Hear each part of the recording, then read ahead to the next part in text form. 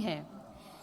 जोरदार तालियों से स्वागत कीजिए हमारे विश्वविद्यालय में हिंदी अध्ययन केंद्र के अध्यक्ष, भाषा साहित्य एवं संस्कृति अध्ययन संस्थान के अधिष्ठाता और परीक्षा नियंत्रक प्रोफेसर संजीव कुमार दुबे जी का।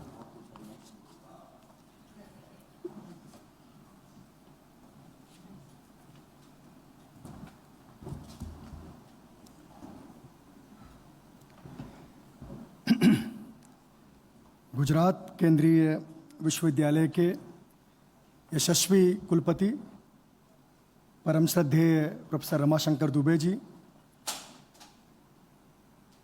राजभाषा हिंदी पखवाड़े का आयोजन कर रहे समिति के प्रमुख सदस्य प्रोफेसर विपुल कुमार जी, मेरे सामने बैठे हुए प्रोफेसर जनक सिंह मीणा जी, प्रोफेसर पल्लवी शर्मा जी, प्रोफेसर भावना पाठक जी, डॉक्टर मेघा सिद्धपुरा जी, डॉक्टर तुलजा भवानी जी, डॉक्टर सोनी कुंजप्पन जी, डॉक्टर मिलिंद सोलंकी, डॉक्टर असली डॉक्टर हमारे मकवाना जी, डॉक्टर श्रीश तिवारी, डॉक्टर सौरभ कुमार, उनके पीछे धर्माधिकारी जी, सोनल, पुष्पा और इधर बैठे हुए भवदीप, जयप्रकाश, बलदेव जी और भट्ट साहब, पीछे प्रमोद तिवारी, गजेंद्र मीणा और उधर सुदूर बैठी हुई प्रेमलता और संध्या, लिट्टी डेनिस और जकिया फिरदौस, मैं सबको पहचान रहा हूँ। बहुत पीछे बैठी हुई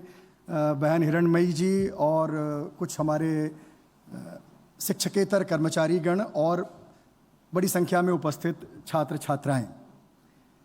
ये हम सब के लिए बहुत ही गौरव का दिन है, क्योंकि यह दिन गुजरात केंद्रीय विश्वविद्यालय हमेशा से एक अलग रूप में मनाता आया है। मुझे याद है कि 30 अगस्त को मैंने यहाँ पे ज्वाइन किया था और हिंदी विभाग का पहला अध्यापक जो रेगुलर अपॉइंटमेंट के तहत मैं आया था, तो मुझे ये जिम्मेदारी दी गई थी कि हिंदी दिवस मनाया जाए। और उस दिन से लेकर के आज दिन तक मैंने जहाँ भी मेरी भूमिका रही, मैंने ये कोशिश की कि इसे हम केवल हिंदी दिवस के रूप में न मनाएं, क्योंकि हिंदी का बहुत बड़ा दायित्व, बहुत बड़ी जिम्मेदारी है कि वह भारतीय भाषाओं को साथ लेकर चले। इसलिए हम हमेशा हिंदी दिवस को भारतीय भाषा दिवस के रूप में मनाने की पेशकश करते आए हैं और ये कोशिश भी किए कि हम हिंदी दिवस को भारतीय भाषा दिवस के रूप में मनाएं। हम सब जानते हैं कि संस्कृत इस देश की देववाणी है, प्राचीन भाषाओं में से एक है। कुछ लोग यह भी मानते हैं कि अनेक भाषाओं की जननी है, उसको लेकर भाषा विज्ञानियों के मत अलग भी हो सकते हैं। संस्कृत का अपना दिवस जो मनाया जाता है वो श्रावण पूर्णिमा को मनाया जाता है, जिस दिन रक्षाबंधन होता है, और एक बहुत ही पवित्र दिन हम लोग संस्कृत दिन के रूप में मनाते हैं। भाषा का दिन बहुत विशाल परंपरा को अभिव्यक्त करता है। गुजराती भाषा का दिन हम लोग 24 अगस्त को मनाते हैं, क्योंकि आधुनिक भाषा के रूप में गुजराती का जो महत्व स्थापित होता है उसमें बहुत बड़ी भूमिका नर्मद जी की रही। इसलिए नर्मद के जन्म दिवस को गुजराती भाषा दिवस के रूप में मनाया जाता है। ठीक इसी तरह से चूंकि हम पश्चिम भारत में हैं तो मराठी की बात भी करें तो मराठी भाषा दिवस यह 27 फरवरी को मनाया जाता है, क्योंकि यह दिन मराठी के बड़े साहित्यकार कुसुमाग्रज जी का जन्मदिन है। लेकिन हिंदी दिवस जब हम कहते हैं, एक अंतर्राष्ट्रीय हिंदी दिवस भी हम मनाते हैं 10 जनवरी को, और एक 14 सितंबर को भी हिंदी दिवस की परंपरा शुरू हो गई। मैं उससे कभी सहमत नहीं हुआ। उसका कारण है जो मैं अपने हर वक्तव्य में, अपने हर लेखन में और बातचीत में मैं रखता हूं, और यहाँ भी वो बहुत मौजूद है। और वो कारण ये है कि जिस संविधान के विधान के तहत हिंदी को इस देश की यानी भारत संघ की राजभाषा का दर्जा दिया गया, उसी प्रावधान में यह भी निहित है कि देश की अन्य 14 भाषाओं को राष्ट्रीय भाषा का दर्जा मिला। ये बहुत ऐतिहासिक दिन था। इसको हम बहुत सीमित कर देते हैं क्योंकि पहली बार संविधान में भारतीय भाषाओं के राजभाषा बनने का पथ प्रशस्त हुआ। इसके पहले ये हमारी कल्पना के बाहर था कि भारतीय भाषाएं भी राष्ट्रीय भाषा का गौरव प्राप्त करेंगी और राजभाषा के पद पर आश्रित होंगी। लेकिन देश आज़ाद हुआ तो ये स्वाभाविक था कि देश की भाषाओं को महत्व दिया जाता और यह महत्व देने के क्रम में संविधान में ये विधान किया गया। और इसी के चलते आगे हम देखते हैं कि गुजरात की अपनी राजभाषा गुजराती बनती है, महाराष्ट्र की अपनी राजभाषा मराठी होती है, तमिलनाडु की अपनी राजभाषा तमिल होती है और उड़ीसा की अपनी राजभाषा उड़िया भाषा बनती है। यह अपने आप में बहुत ही पुष्ट प्रमाण है कि हमें इसे हिंदी दिवस तक सीमित न करते हुए भारतीय राजभाषा दिवस के रूप में मनाने की पेशकश करनी चाहिए, कम से कम अपने तई कोशिश करनी चाहिए। और मैं अपने तई ये कोशिश हमेशा करता हूँ क्योंकि हिंदी दिवस भी, जब हम हिंदी कहते हैं तो ये हिंदी हिंद का प्रतिनिधित्व करती है। एक काल विशेष में हिमालय के दक्षिण भाग में जो भी भूभाग रहा उसको हिंदी क्षेत्र के रूप में पहचाना गया। हिंदुस्तान उसी का ही एक भौगोलिक स्वरूप है। हिंदुस्तानी जिसकी वकालत महात्मा गांधी करते थे वह भी इसी हिंद की भाषा के रूप में इसका व्यवहार किया जाता था। तो इस तरह से जब ये हिंद है, हिंदुस्तान है, हिंदुस्तानी भाषा है, हिंदी है, तो ये जो हिंदी है इसमें कितनी हिंदियाँ शामिल हैं जिसकी कोई गणना अभी तक ठीक की नहीं गई है। लोग कहते हैं कि हिंदी कृत्रिम भाषा है, लोग कहते हैं कि हिंदी का कोई अपना इतिहास नहीं है, लेकिन लोग भूल जाते हैं कि इस देश के आवाम की भाषा, इस देश के सामान्य जन की भाषा हमेशा से हिंदी रही है। मैं राजभाषा हिंदी की बात नहीं कह रहा हूँ जिसका उल्लेख संविधान में है, मैं उस भाषा का कह रहा हूँ, उल्लेख कर रहा हूँ जो इस देश की जनभाषा रही है, जिस भाषा में हमारे देश के महान सपूतों ने अपने उपदेश दिए। आप देखें कि हिंदी, गुजराती या भारतीय भाषाओं की परंपरा कहाँ पीछे जाती है, तो वो पाली भाषा के पास जाती है। वह प्राकृत में अपना स्थान ढूंढती है। वहाँ से आगे बढ़ें तो संतों की भाषा को आप देखें कि पूरे देश भर में जो भी राष्ट्रीय प्रतिमा का संत हुआ उन सब ने यह कोशिश की कि वो कुछ पद ऐसी भाषा में रचे जो पूरे देश भर में पढ़े, समझे और बोली जाए। यही कारण है कि वो संत तुकाराम हो, नरसिंह मेहता हो, कबीर हो, तुलसी हो, गुरु नानक हो, चैतन्य महाप्रभु हो, ये सभी के सभी संतों ने, जिसको हम भक्ति काल का गौरव कहते हैं, उन सब ने एक ऐसी भाषा चुना जो मध्य देश की भाषा थी। मध्य देश इसलिए क्योंकि वो देश के समस्त अन्य भूभागों से जुड़ता है, तो मध्य देश की भाषा अन्य भाषाओं से भी जुड़ती है और इस कारण से ये हिंदी का जो महत्व स्थापित हुआ वह इन ऐतिहासिक परंपराओं के चलते स्थापित हुआ और इसमें सभी का दाय है, सभी का योगदान है, सभी का समर्थन है। और आप ध्यान में रखें कि हिंदी का विरोध कोई नहीं करता, हिंदी का विरोध कोई नहीं करता। मैंने आज तक किसी को हिंदी विरोधी के रूप में नहीं देखा है। वे हिंदी नहीं जानते हैं, इसलिए वो जिस भाषा में सरलता से, आसानी से बात कर सकते हैं, वो उस भाषा का उपयोग करते हैं और इस कारण से वो हिंदी का उपयोग नहीं कर पाते हैं। लेकिन वो हिंदी विरोधी नहीं है। हिंदी का विरोध अगर कोई करता है तो राजनीतिक कारणों से किया जाता है, स्थानीय जरूरतों के कारण किया जाता है, राष्ट्रीय जरूरतों के कारण नहीं किया जाता। ये प्रसंग मैं उठाना नहीं चाहता था, लेकिन विपुल जी ने विरोध का एक जिक्र कर दिया, इसलिए यहाँ ये बताना जरूरी था कि हिंदी विरोधी कोई नहीं है, केवल राजनीतिक कारणों से। तो हमारे बंबई में एक कवि हुए आलोक भट्टाचार्य, उन्होंने चंद पंक्तियां लिखी कि संविधान का विधान अमल में लाओ। अभी जिसकी बात विपुल जी कह रहे थे कि संविधान का विधान अमल में लाओ और हिंदी को उसका उचित स्थान दिलाओ। हिंदी में वोट मांगकर सत्ता तो पा ही ली, सत्ता का कामकाज भी हिंदी में चलाओ। तो सत्ता तो आपने प्राप्त कर ली, हिंदी के पक्ष में खड़े होकर या हिंदी का विरोध करके आप स्थानीय भावनाओं को उद्वेलित करके सत्ता प्राप्त कर सकते हैं।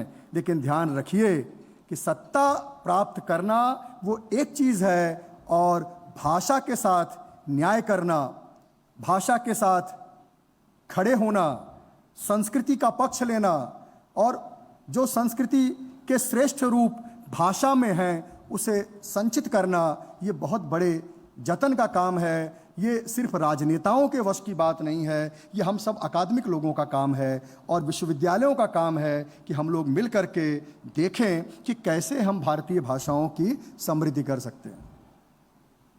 जब से भाषण देना शुरू किया तब से दुष्यंत जी को कोट किए बिना बात बनती नहीं, लेकिन जब से मैं गुजरात केंद्रीय विश्वविद्यालय आया मैंने बहुत कम शेरो शायरी कोट की, क्योंकि मैंने सोचा कि इसके लिए और भी बहुत लोग अक्सर उद्धृत करते रहते हैं। लेकिन आज पुरानी डायरी पलट रहा था तो दुष्यंत की पंक्तियां याद आ गईं, तो मैं चाहता हूं कि आप देखें कि वो पंक्तियां कैसे हिंदी के संबंध में माकूल बैठती हैं। तो वो लिखते हैं कि तुम्ही से प्यार जताएं तुम्ही को खा जाएं, तुम्ही से प्यार जताएं तुम्ही को खा जाएं, अदीब यों तो सियासी हैं पर कमीन नहीं, तुझे कसम है खुदी को बहुत हलाक न कर, तुझे कसम है खुदी को बहुत हलाक न कर, तू इस मशीन का पुर्जा है तू मशीन नहीं, हम सब जीते जागते हाड़ मास के इंसान हैं। ये पुर्जा बनाने की कोशिश होती रहती है, लेकिन हमको हमेशा ये प्रयत्न करना है कि हम एक इंसान के रूप में एक मानवीय विवेक के साथ अपनी भाषाओं का विकास करने की दिशा में प्रयत्न करें। मैं अंग्रेजी के विरोध करने वालों का भी मैं समर्थन नहीं करता। अरे भाई, अंग्रेजी भी अब इस देश की भाषा बन चुकी है। अब तो जितने भी सॉफ्टवेयर हैं वो ये स्वीकार करते हैं कि एक यूके वाली अंग्रेजी है, एक यूएस वाली अंग्रेजी है और एक इंडिया की अंग्रेजी है। और अब तो ज्ञानपीठ और साहित्य अकेडमी के पुरस्कार भी दिए जाते हैं। इसका मतलब मैं ये नहीं कह रहा हूं कि अंग्रेजी को ही भारत की राजभाषा मान लिया जाए, मैं इसका समर्थन नहीं करता, क्योंकि भाषा हमेशा किसी देश की अस्मिता की पहचान होती है। और किसी देश की अस्मिता को आप कैसे पहचानेंगे? उसके जो तत्व हैं उनमें भाषा एक प्रमुख तत्व है, उसको आप नज़रअंदाज नहीं कर सकते। और अनेक भाषाएं होते हुए भी एक भाषा के प्रति आपको सहमति बनानी पड़ेगी। और यही कारण रहा कि हमारी राष्ट्रीय आंदोलन के नेताओं ने हिंदी के प्रति ये सहमति जताई। अन्यथा हिंदी के अंतर्गत 56 मातृभाषाएं हैं जो 2011 के सेंसस के अनुसार जिनके बोलने वालों की संख्या 10,000 से ज़्यादा है। लेकिन आप जानते हैं कि 10,000 से कम संख्या बोलने वालों की भी भाषा होती है, और इनमें से हिंदी किसी की मातृभाषा नहीं है, मेरी भी नहीं है। लेकिन इन 56 मातृभाषाओं ने, हमारे पूर्वजों ने एक प्रतिश्रुति के तहत हिंदी को इस देश की राष्ट्रीय भाषा के रूप में, राष्ट्रभाषा के रूप में अपनाए जाने के लिए देश के समस्त भाषाभाषियों को एक निवेदन किया था कि हम अपनी मातृभाषा को छोड़ रहे हैं और हिंदी को इस देश की भाषा के रूप में, मध्य देश की भाषा के रूप में, आज कहें तो 80 करोड़ से ज़्यादा लोगों की भाषा के रूप में, इसे देश की भाषा के रूप में स्वीकार किया जाए। और जब स्वीकार किया जाए तो वो हिंदी नहीं चलेगी जो मैं बोलता हूँ, वो हिंदी भी चलेगी जो तुलजा भवानी बोलती हैं, वो हिंदी भी चलेगी जो सोनी कुंजप्पन बोलते हैं, वो हिंदी भी चलेगी जो जनक सिंह मीणा जी बोलेंगे, वो हिंदी भी चलेगी जो लिट्टी डेनिस बोलेंगी, वह हिंदी भी चलेगी जो हमारे बलवंत भाई और भट्ट साहब बोलेंगे। क्यों? क्योंकि इन्हीं सब के दाय से समृद्ध होकर जो भाषा निर्मित होगी आज़ादी के आंदोलन में भी यह भाषा इसी रूप में गठित हुई थी और इस देश को अगर अमृतकाल में आगे बढ़ाते हुए शताब्दी आज़ादी की मनाते समय भी अगर हम यही रोना रोते रहे कि हमारी अपनी कोई भाषा नहीं है तो ये हमारे लिए बड़े दुख की बात होगी। विपुल जी ने बताया नहीं कितनी देर बोलना है और हिंदी का अध्यापक तो घंटे भर ऐसे भी बोल लेता है। फिर भी एक बात और आपके संज्ञान में लाना चाहता हूं, वह भी बहुत महत्वपूर्ण है। प्रावधान में लिखा गया है कि हिंदी राजभाषा होगी, साथ ही वो हिंदी होगी जो देवनागरी लिपि में लिखी जाएगी। ये बहुत दुर्भाग्य की बात है कि हमने भाषा के बारे में कितनी प्रगति की ये हम सबसे छुपा हुआ नहीं है, लेकिन लिपि के बारे में तो हम इतना निरक्षर होते जा रहे हैं कि हम अपनी लिपि ही भूलते जा रहे हैं। मोबाइल पे अब हम बोल के टाइप करते हैं, कंप्यूटर भी बोल के टाइप हो जाता है, बाकी जो कुछ लिखते हैं वो यूनिकोड में लिखते हैं, अंग्रेजी में टाइप करते हैं और वो सभी भारतीय भाषाओं में कन्वर्ट हो जाता है। और हमारी अपनी लिपि अगर हमें ही लिखना पड़े हिंदी, या आपको गुजराती, मराठी, तमिल, तेलुगु, मलयालम, कन्नड़, पंजाबी, सिंधी, तो आप भी लिखते समय आपके हाथ कांप सकते हैं, आपसे त्रुटियां हो सकती हैं, गलतियां हो सकती हैं। तो ये लिपियां इतनी सारी जो हैं, जो व्यवहृत हो रही हैं और जो व्यवहृत नहीं हो रही हैं, जो पता नहीं कहाँ विलुप्त हो गई, जिनमें लिखे हुए साहित्य को, पांडुलिपियों को पढ़ना भी मुश्किल हो गया है। ऐसे में देवनागरी लिपि के प्रचार प्रसार के लिए जो इस देश की लिपि है, हमें प्रयत्न करना चाहिए। और अगर हम ये प्रयत्न करते हैं तो आगे चलकर उसी शताब्दी वर्ष में हम केवल भाषा के स्तर पर नहीं बल्कि लिपि के स्तर पर भी एक देश के रूप में अपनी पहचान बना पाएंगे। उसका एक कारण जो मैं समझता हूं वो ये है कि एक भाषा में अनेक भाषाओं के शब्द हैं।